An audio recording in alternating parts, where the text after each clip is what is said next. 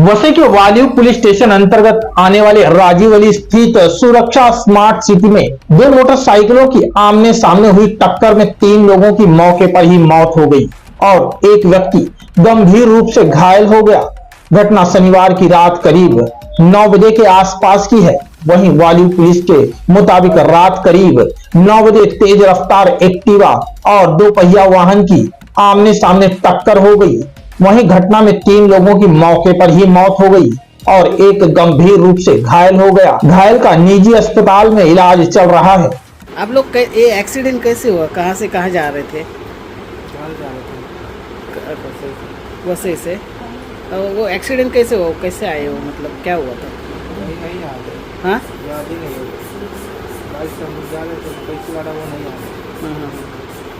तुम लोग एक्टिवा से थे क्या? तुम बाइक से? कौन सा बाइक था आपका? Hero Honda. हाँ हाँ हाँ। और ये जो एक्सीडेंट हुआ तभी आपको तुरंत कौन लेके आया? मतलब वहाँ से अंधेरा था क्या? वो सब याद ही नहीं मेरे को। हाँ हाँ। कैसे एक्सीडेंट हुआ, कहाँ पे, वो सब याद ही नहीं आ रहा है। वही रात से सोच रहा हूँ। हेलमेट पहना था क्या? हेलमेट पहना था? दोनों ने भी नहीं पहना। सर बताइए, जो विकास गौड़ है उसकी अभी तबीयत कैसी है? क्या हुआ था उसको? उसकी तबीयत अभी तो ठीक है, फिलहाल कभी खतरे से बाहर है, लेकिन सर्जन को मैंने इन्फॉर्म किया है। ऑर्थोपेडिक सर्जन और मैक्सोफेशियल सर्जन जो दांत के डॉक्टर होते हैं उनको ही इन्फॉर्म किया है। तो उन्होंने सीटी स्कैन वगैरह निकाला है, वो रिपोर्ट देख करके बताएंगे कैसा क्या करना है। उसका ऑपरेशन लगेगा, दोनों का ऑपरेशन लगेगा, ऐसा डॉक्टर ने बताया है।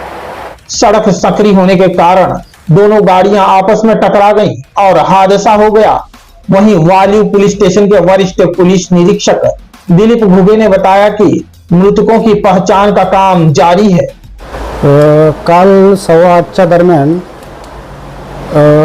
जियालाल राम भरण यादव आणि वकील महेंद्र यादव हे दोघेजण वसई स्टेशनकडे जाणाऱ्या रोडने जात असताना समोरच्या बाजूने राकेश वर्मा आणि विकास गौड वाघरावपाड्याकडे चालले होते। त्या दोघांच्या एकाकडे स्कूटी होती आणि एकाची स्प्लेंडर गाडी होती। दोघांची रस्त्यावर मधुबन ते वसई जाणाऱ्या रोडवर गेट नंबर 9 जवळ समोरासमोर टक्कर झाली। त्यामध्ये जियालाल रामभरण यादव व वकील महेंद्र यादव यांना जखमी अवस्थेत प्लॅटिनम हॉस्पिटलला आणले होते। तेथे त्यांची मयत झालेली आहेत ते। आणि दुसरे जे जखमी होते राकेश वर्मा यांना रेडियंट हॉस्पिटल विरार येथे घेऊन गेले होते, तेथे त्यांची मयत झालेली आहेत ते।